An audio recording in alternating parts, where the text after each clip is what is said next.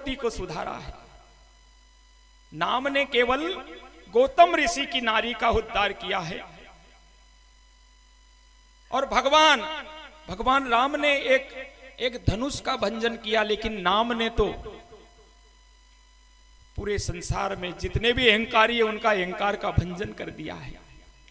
दंडक वन प्रभु पावन कीना, भगवान ने एक दंडक वन को पावन किया, लेकिन उन्हीं का नाम ने, प्रभु का ही नाम ने कई जन मन को पावन कर दिया है। ऐसा प्रभु का प्रताप, यानी राम से बड़ा राम का नाम। कहूं कहां लग नाम बढ़ाई, राम न सकई नाम गुण गाई। गोस्वामी जी लिख रहे हैं भगवान का कम प्रताप है, राम जी का प्रताप बहुत कम है, लेकिन उनका जो नाम का जो प्रताप है 3 लोक और 4 श्रुति चारों युगों में फैला हुआ है। तो ऐसे नाम का हमें सुमरण करना चाहिए। संत महात्मा बताते हैं, शास्त्र भी आज्ञा करते हैं, गुरु लोग भी यही कह रहे हैं, और इसीलिए तो एक कथा भागवत होती है। अच्छा, आप ऐसे समझें, कथा भागवत मनुष्यों के लिए क्यों होती है रामायण भागवत? भाई और ये बहुत सारे जानवर हैं, इनके लिए भी होना चाहिए ना, कोई व्यवस्था नहीं। वो अपने धर्म से चलते हैं, जानवर भी अपना धर्म समझते हैं, कब ऋतु में क्या कैसे कब क्या करना चाहिए। लेकिन हमारा व्यवहार तो जानवर से भी ज्यादा नीच हो गया है।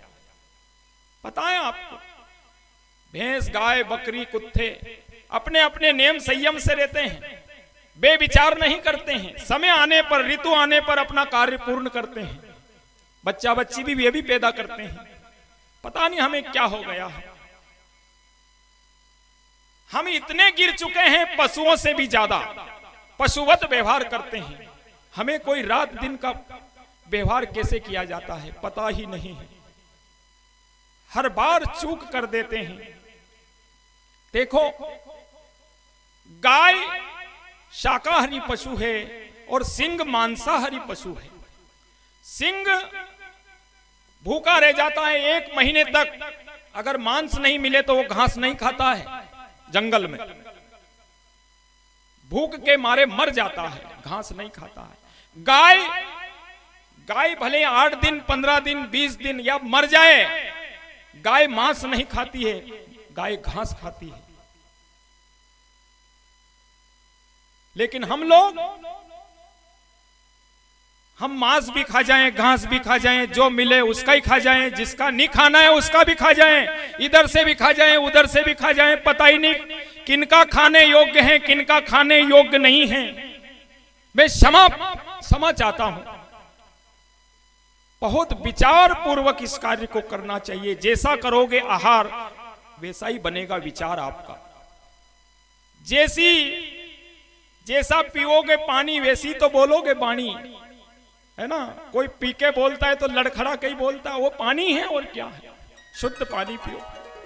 जैसा हम आहार करेंगे वैसा ही व्यवहार होगा, वैसा ही हमारा विचार होगा, वैसा ही परिवार होगा। तो हमें कम से कम ये तो समझना चाहिए। पशुवत व्यवहार कर रहे हैं, पशु भी नहीं करते हैं ऐसा काम। गाय चाहे मर जाए वो मांस नहीं खाती है, वो सिंह भूखे मर जाए लेकिन वो घास नहीं खाता है, वो मांसाहारी पशु है, वो मांस ही खाएगा। हमें संतों की बातों पर ध्यान देना चाहिए, शास्त्र की बातों पर ध्यान देना चाहिए। इसीलिए तो रामायण भागवत कथाएं हमारे लिए बार बार होती हैं। क्यों? हो सकता है हम भूल जाएं, फिर इसको पुनः यहां सुन ली, वहां दूसरी जगह सुन लिया, हम फिर मुकाम पर आ जाएं। तो हम आपके लिए ही ये कथा भागवत सप्ताह वगैरह संत महात्मा आते हैं बार बार, ये जीव का उद्धार करने के लिए आते हैं, क्योंकि माया अति प्रचंड है। नाम लेत भव सिंधु भव सागर सूख जाता है, कोई यत्न नहीं करना पड़ता है। भगवान राम को तो सेतु बनाना पड़ा, समुद्र के पार गए थे, लेकिन हमें सेतु बनाने की भी आवश्यकता नहीं है, उस पार जाना है तो नाम लेत भव सिंधु, ये भव सागर ही सूख जाता है उनके नाम से। करहु विचार सुजन मन माही। अब जब बार बार ऐसे कथा में नाम का बड़ी महिमा प्रताप बताया जाता है। तो एक व्यक्ति नाम लेने के लिए गुरुजी के पास गया।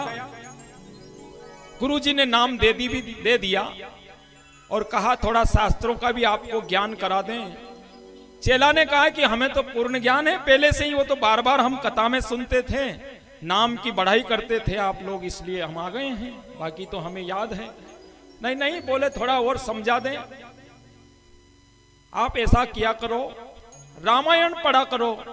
बोले गुरुजी रामायण क्या है, थोड़ा और ऊंचा बताओ रामायण से, ये तो हम पढ़ते ही हैं रोज, रामायण तो सुनते हैं पढ़ते हैं। बोले भागवत पढ़ा करो, गीता जी पढ़ा करो।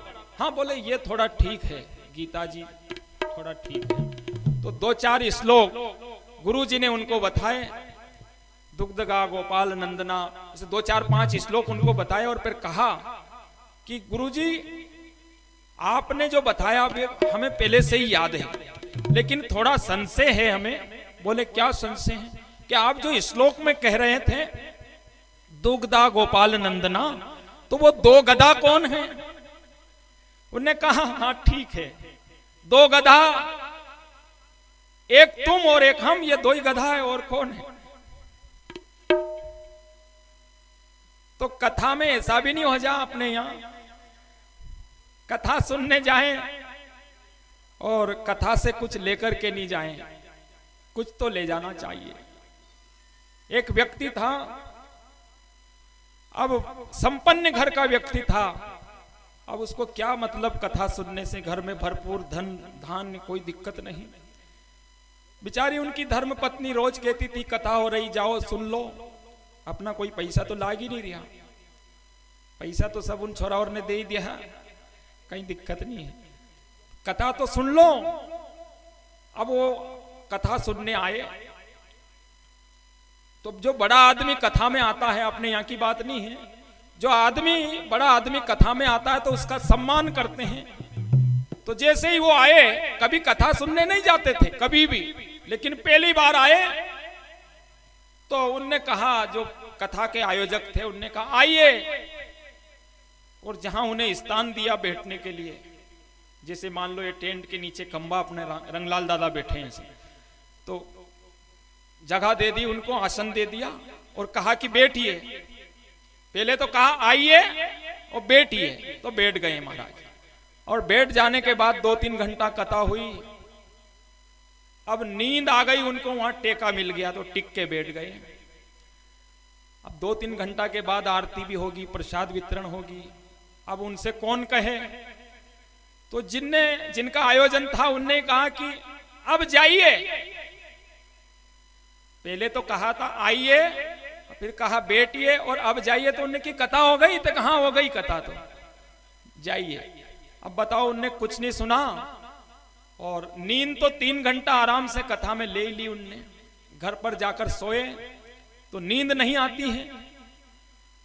उनने विचार किया यार, सुबह घर वाली पूछेगी अपन से कि कथा में कहीं कहीं बातें निकली, तो कहीं कहेगा तो कि ये 3 बातें निकली कथा में, तो कहीं ज्यादा दमदाम तो है नहीं, आइए बैठिए और जाइए।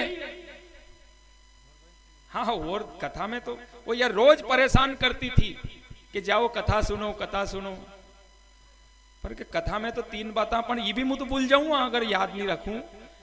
तो वो बार बार उनका ही सुमरन कर रहे हैं कि सुबह उसको क्या बताएंगे। अब नींद तो उनको आ नहीं रही, नींद तो वहां ले ली सत्संग में, तो आइए बैठिए और जाइए। अब चोरों को पता चला कि आज वो कथा सुनने गए, यही मौका है। लेकिन जब तक कथा हो चुकी थी, उनको नींद आ नहीं रही, अपने कमरे में बढ़िया बस 2-3 बार यही बोलते हैं, बैठे हैं, आइए बैठिए जाइए।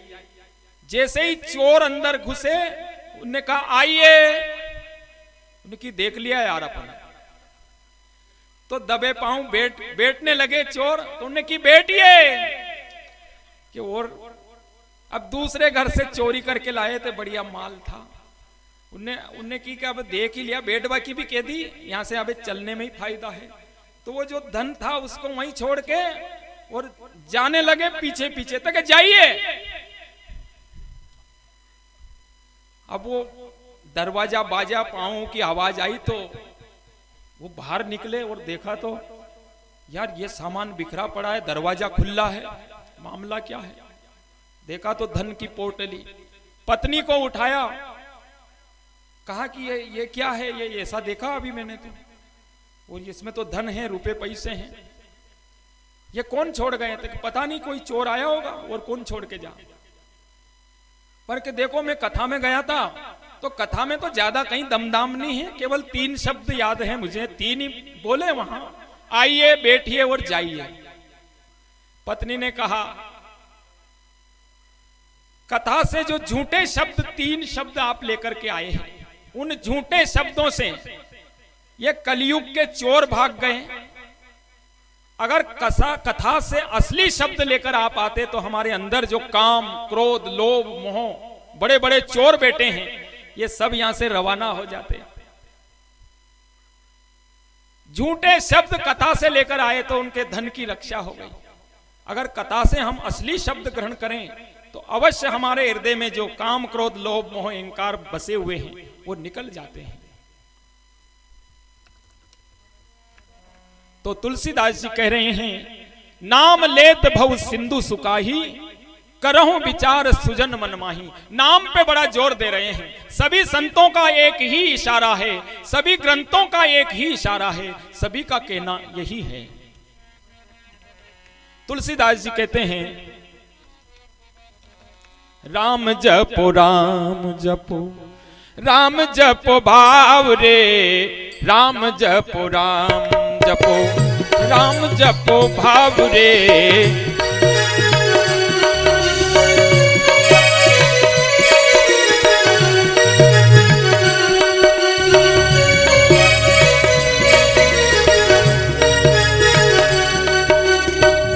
राम जपो राम जपो राम जपो भाव रे, राम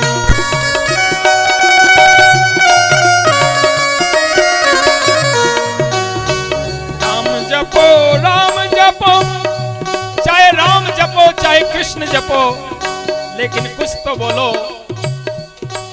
ओ राम जपो राम जपो राम जपो भाव रे।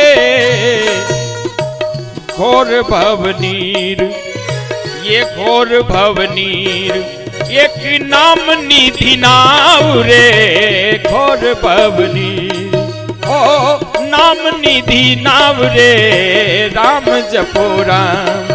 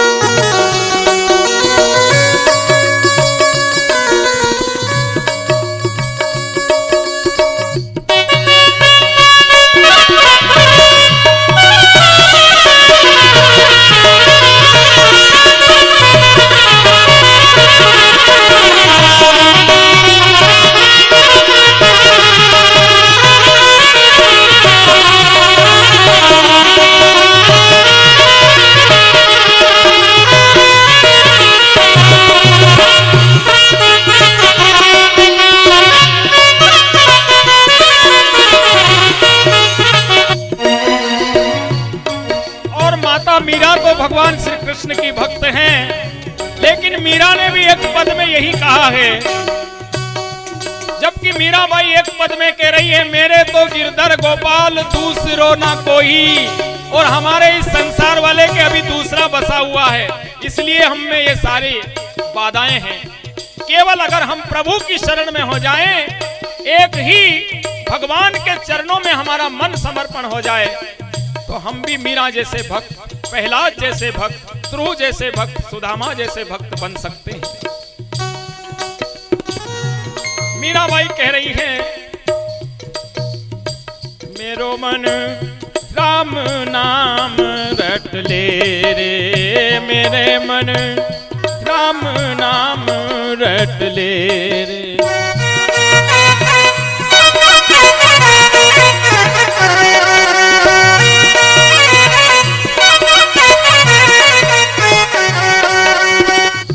राम ही राम रटे मेरो मन। माता मीरा कह रही है,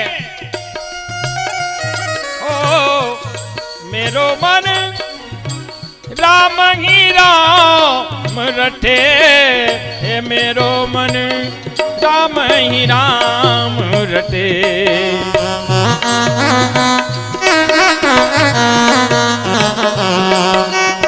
जैसे कोटिन पाप कटे,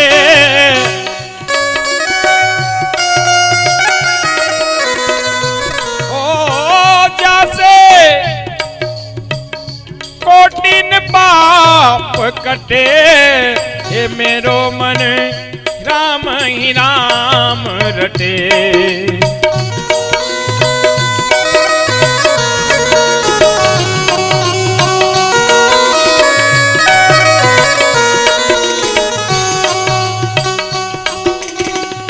राम नाम रस पी ले रे मनवा, राम नाम रस पी ले।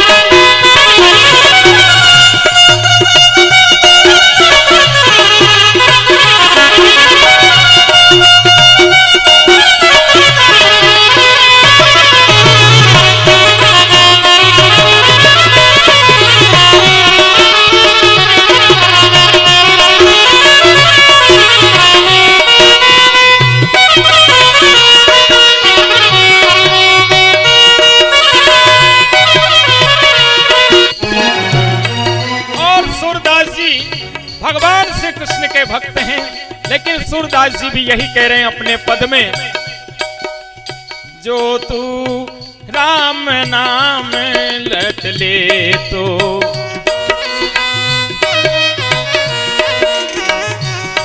हो, जो तू राम नाम चित धर तो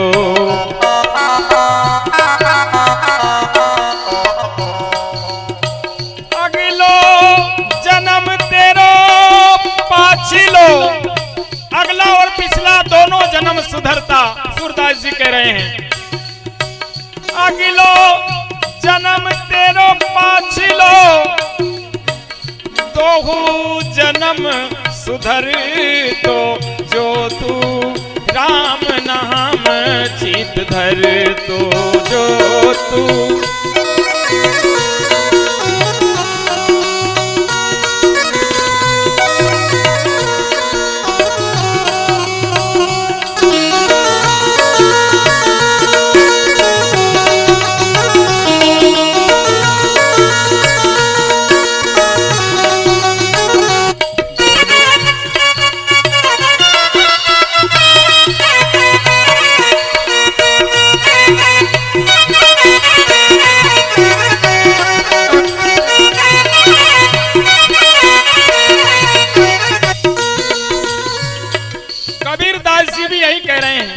सभी संतों का सार, सभी का एक ही इशारा है।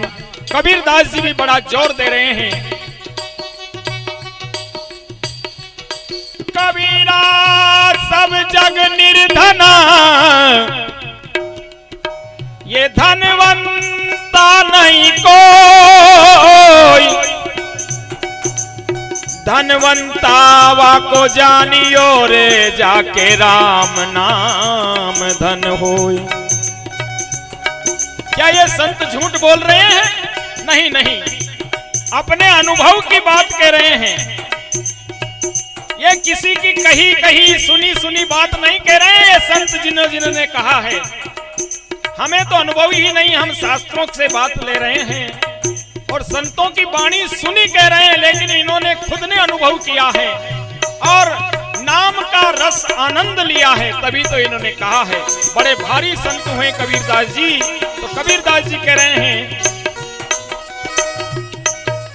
कबीरा सब जग निर्धना, ये धनवंता नहीं कोई, धनवंतावा को जानियो रे जाके राम नाम धन हो।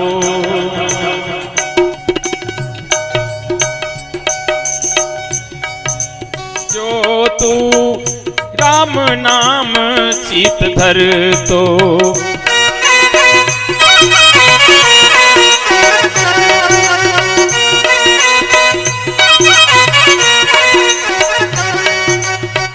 अगिलो जन्म तेरो पाछिलो, दोहु जन्म सुधर तो, जो तू राम नाम चित धर तो।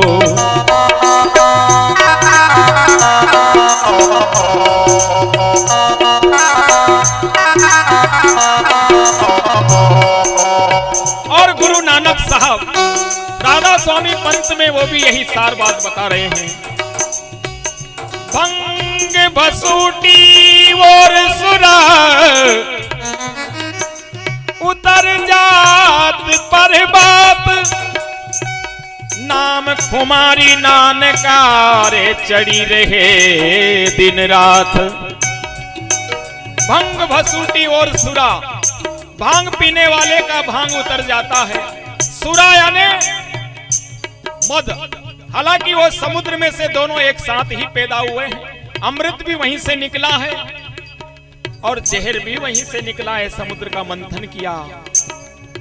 और सुरा दारू भी वहीं से निकला, लेकिन वो राक्षसों को पिलाया है, देवताओं ने थोड़ी पिया है। हम सब देवता लोग हैं। गुरु नानक साहब कह रहे हैं राधा स्वामी पंत में, भंग भसूटी और सुरा, ये उतर जात पर्वत, शाम को पीवो सुबह उतर जाती है और सुबह पीवो शाम को उतर जाती है। ऐसे पीने से क्या फायदा? तो नानक जी कह रहे हैं, नाम कुमारी नानकारे चढ़ी रे वे दिन रात। ऐसी पीवो जो रात दिन उतरे नहीं, नाम की खुमारी। हमारे गुप्ता जी बा साहब ने कहा था कि जो सुबह उतर जाए शाम को पी ले और शाम को पीवे वो सुबह उतर जाए, सुबह पिए वो शाम को उतर जाए, ऐसी पीने से क्या फायदा? तेरे बिना जहान में जीकर भी क्या करें, और नाराज है यमराज तो मरकर भी क्या करें।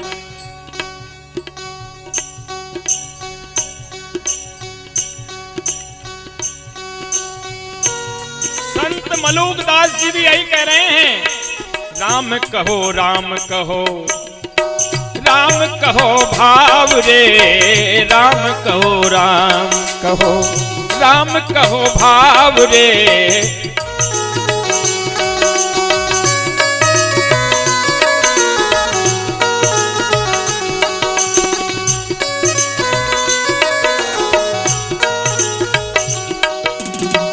राम कहो राम कहो, राम कहो भाव रे, राम कहो राम कहो, कृष्ण कहो भाव रे, राम कहो राम कहो, राम कहो भाव रे।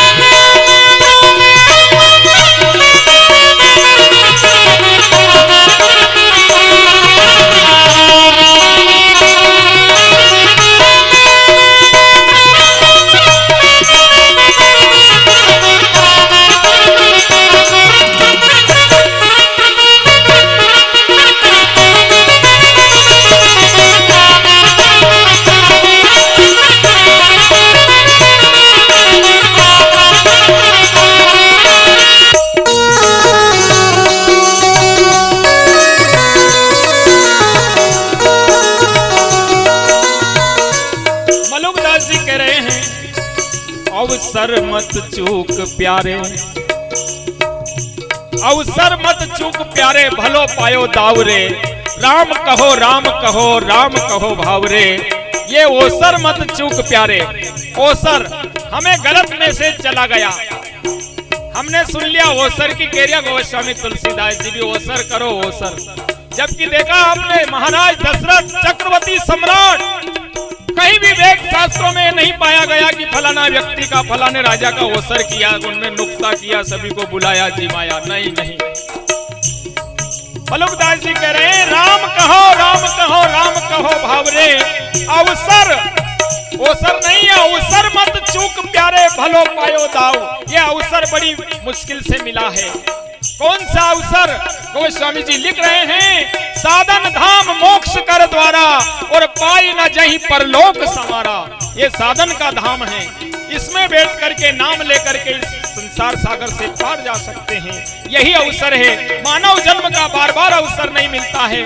83,99,999 चक्कर लगाने के बाद कहीं हमें ये अवसर प्राप्त होता है, तब भी भगवान करुणा करके ये हमें दे दे तो ठीक है, अन्यथा फिर दूसरे चक्कर में कहीं नंबर लगेगा, फिर 83,99,999 के बाद 84। हमें 85 में जाना है, और 85 में कब जा सकते हैं? जब भगवान के नाम का सुमरन करेंगे तभी तो हम पहुंच सकते हैं। 84 से निकल के 85 में जाना है।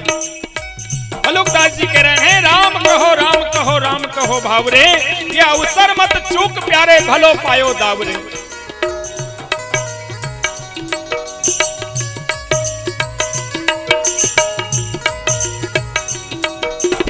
कहीं करो मनक जमारा में, केसर घुल गई गारा में।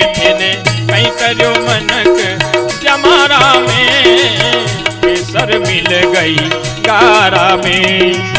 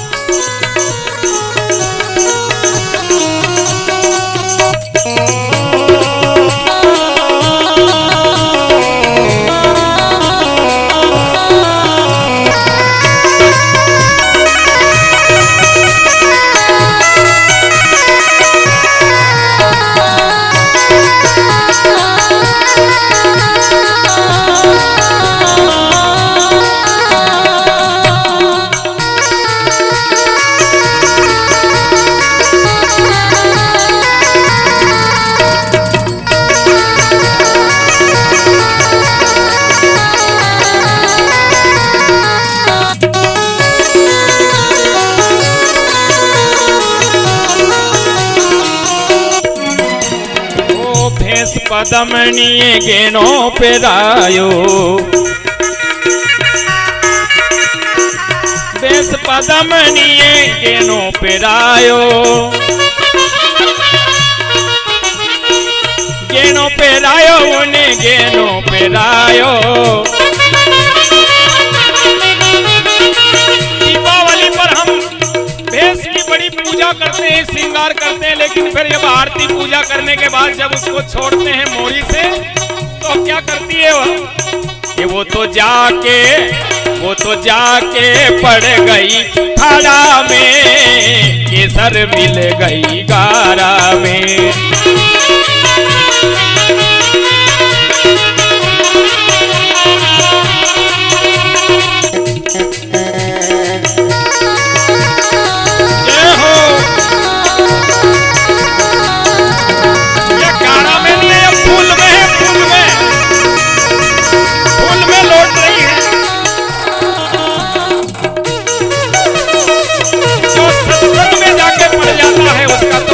जाता है, और जो गारा में जाके पड़ जाता है वो मिट्टी में मिल जाता है। तो हमारे भगत जी तो सत्संग में ही पढ़ते हैं, तेने कहीं करियो मनक जमारा में, केसर घुल गई गारा में।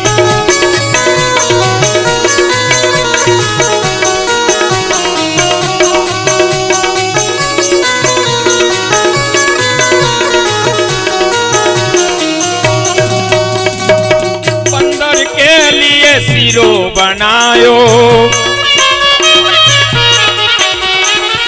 बंदर के लिए हलवो बनायो, ओ हलवो बनायो और उन्हें बिलायो,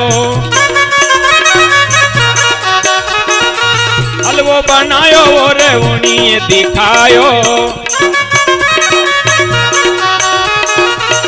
उन्हें जाके फेंक्यो गारा में, केसर घुल गई गारा में।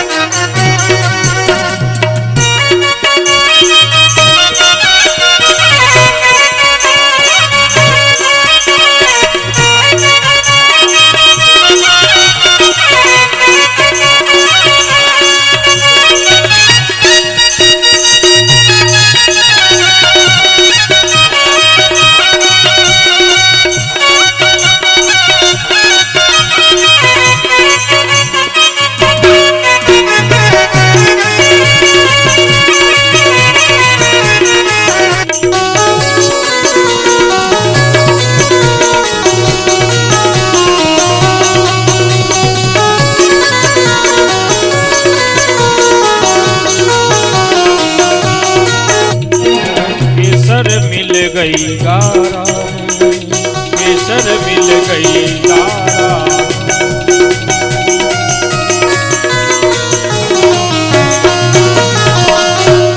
श्री हनुमान जी महाराज की जय।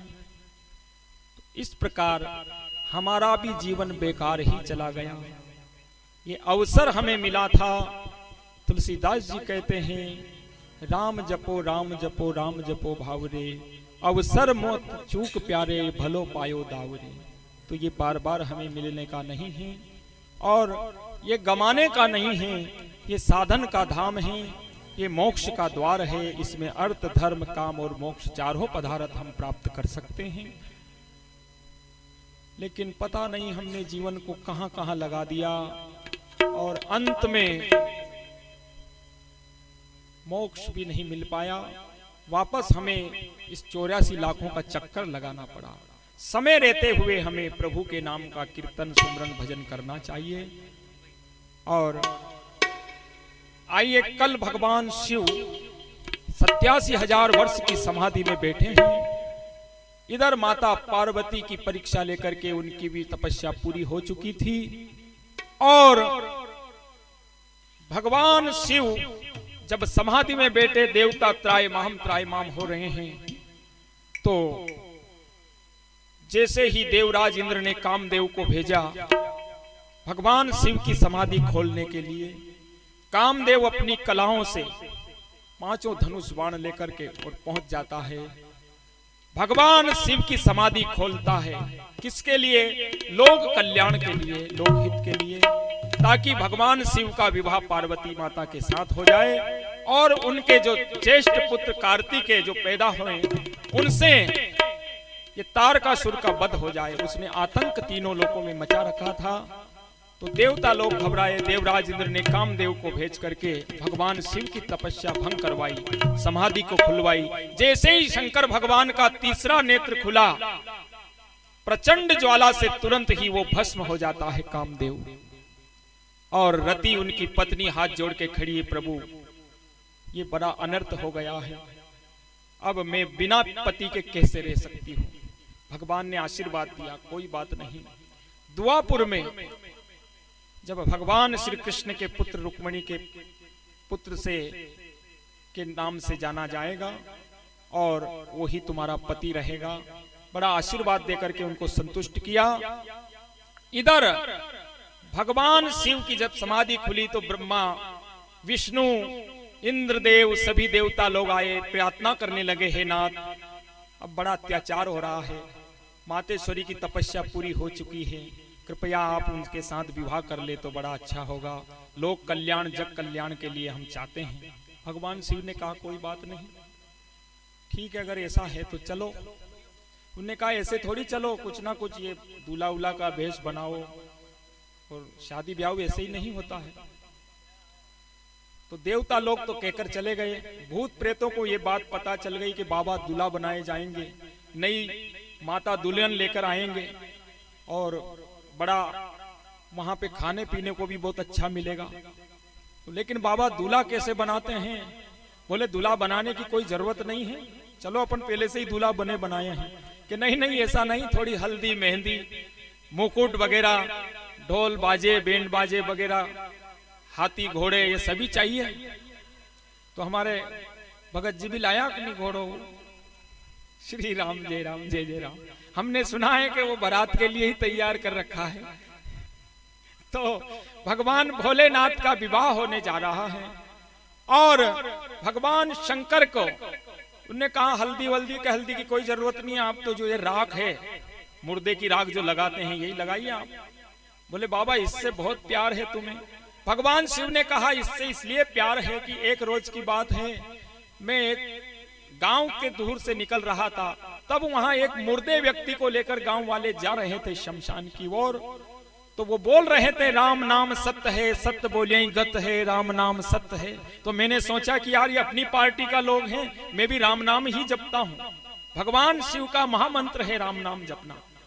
तो मैंने सोचा कि मेरे ही पार्टी के आदमी हैं, तो मैं इनमें शामिल हो गया पीछे पीछे, मैं भी कहने लग गया राम नाम सत्य है, राम नाम सत्य। लेकिन जब तक शमशान में पहुंचे वो लोग राम नाम सत्य कहना बंद हो गए, अलग अलग जगह बैठ गए, 5 यहाँ 10 यहाँ 20 वहां 25 वहां, और बात करने लगे दूसरी, यार ये कब का मर गया, वो ये कब से बीमार था, वो राम नाम सत्य कहना तो मैं दूसरी जगह उठ के गया, वहां देखूं राम नाम की कोई चर्चा ही नहीं, वहां तो बदनाम की चर्चा, बदनाम एक दूसरे के। अच्छा हुआ मर गया साला, बहुत है नहीं, खराब आदमी था ये मरना ही था। अलग अलग आ रहे का आज तो मरना था, लेकिन अब थोड़ा बाद में मर जाता, आज हमारे काम था थोड़ा, पर अब क्या करें सकोच में नहीं तो यूं कहेगा कि यार वो फलाना आदमी नहीं आया, तो इसलिए दाग में आना पड़ा। पर इसको भी आज ही मौका लगा, मेरे फलाना काम बिगड़ गया। बोले बाबा ने जगह जगह जाकर सुना तो राम नाम की तो चर्चा ही नहीं, जब तक तो चिता में आग लग चुकी थी। भगवान शिव ने सोचा कि यार ये तो इस व्यक्ति के निमित्त राम नाम बोल रहे थे, तो मैंने सोचा कि ये जो राख है यही सत्य है, तभी से मैं ये राख लगाने लग गया मुर्दे की। और भगवान शिव भी शमशान में निवास करते हैं, 3 लोक को दे दिया उन्होंने, और शमशान में ही, शमशान का मतलब होता है सब समान, वहां राजा रंक फकीर सब एक दिन वहां सब समान है शमशान में, चाहे कितना बड़ा हो कितना छोटा हो, कितनी ऊंची जाति का हो कितनी नीची जाति का हो, शमशान सब में समान। ऐसी जगह है शमशान जहां सब एक समान हो जाते हैं। भगवान शिव के सब एक समान है, इसलिए भगवान शिव शमशान में बसे हैं। और आप लोगों को तो 3 लोक में बसा दिए और आप बसे शमशानों में, मसानों में। तो मसान का भूत उनके गेले बारात में, सब बराती, अब किसी के पास खोपड़ी हाथों में, कोई नांग धड़ांग, किसी के विपुल मुख, काहू काहू के मुख है ही नहीं, कोई के नेत्र नहीं है, कोई धड़ी धड़ से हैं, किसी के बहुत सारे मुख हैं, किसी के है ही नहीं। अब उनने कहा बाबा आप खोपड़ियां लेकर अभी तू बजा रहा, बैंड बाजा की कोई जरूरत नहीं थी, शायद उस समय पे बना भी नहीं होगा ये सारा सिस्टम, ये पूरा वो तो वो समय। अब किन्ने देखा भोले बाबा का विवाह, ऐसा विवाह अब आज तक हुआ ही नहीं। तो कुछ उनमें से जानकार लोग थे, वो कहने लगे बाबा तुम्हारे कोई रिश्तेदार तो होगा, बीबी नहीं आया कोई भी यहाँ शादी में। उन्होंने कहा मेरे कोई रिश्तेदार न कोई नातेदार भैया, जब मेरा घर ही नहीं है, घर में ही घर नहीं है तो रिश्तेदार नातेदार आवे कहां से? वो तो घर हो, थोड़ा बहुत परिवार हो, मेरा कोई परिवार नहीं, आप लोग ही परिवार हो, भूत चड़ेल जो भी है आप लोग, आप ही मेरा परिवार है। कि नहीं किसी ने किसी से नाता तो होगा, तो किसी ने किसी से नाता तो आपका जरूर होगा। तो वो कहने लगे नाता एक राम जी से दूजा नाता तोड़ दे, नाता एक राम जी से दूजा नाता तोड़ दे, आशा एक राम जी से दूजी आशा छोड़ दे।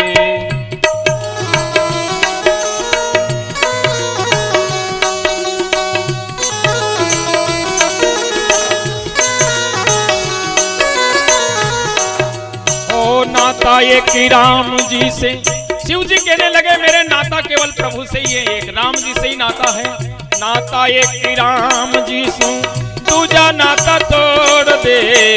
आशा एक ही राम जी से, दूजी आशा छोड़ दे।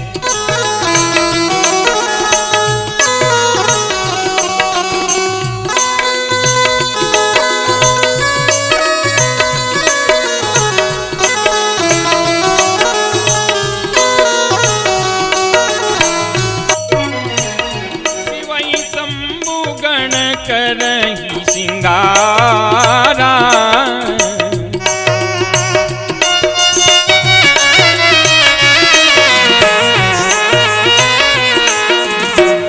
जटा मुकुट अहि मोर संवारा।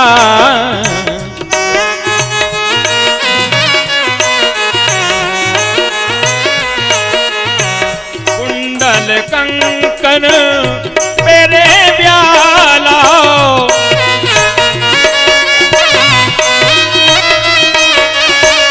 तन में विभूति पट के हरी छाला।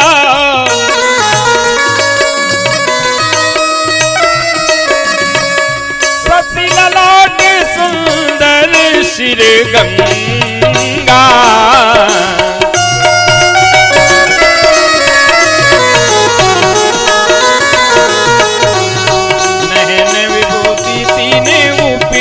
भुजंगा।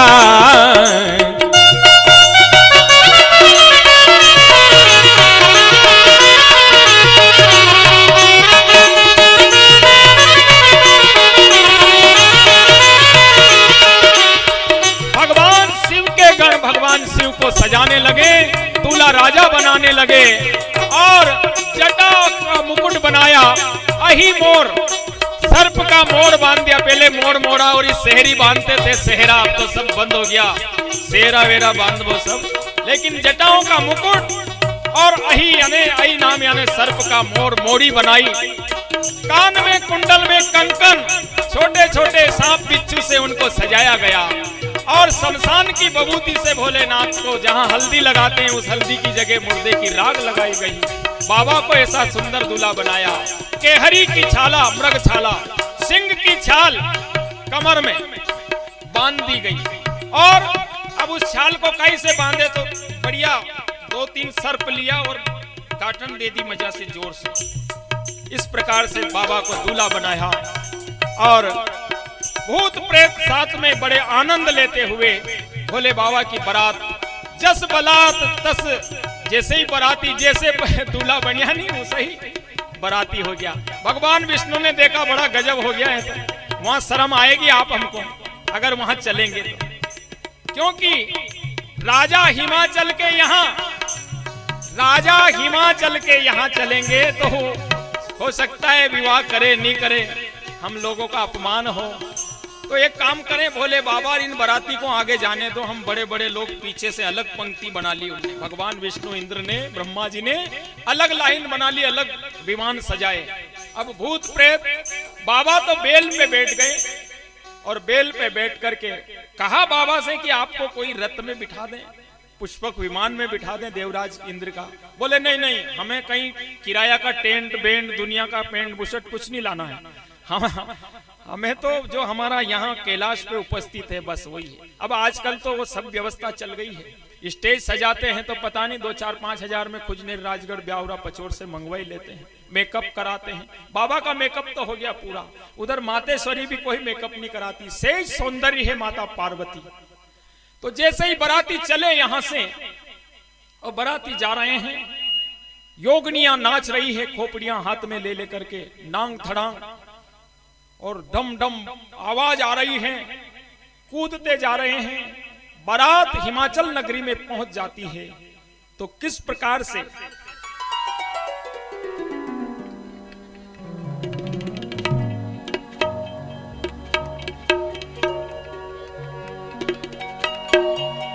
अरे आ गई शिव की बारात, वो आ गई भोले की बारात। अब बारात में कणी कणी चाल लो, हाँ रेट हो जाओ, छोड़ भूत प्रेत गले नहीं चालो तो मत चालो। अरे आ गई शिव की बारात हिमाचल नगरी में, आ गई शिव की बारात हिमाचल नगरी में।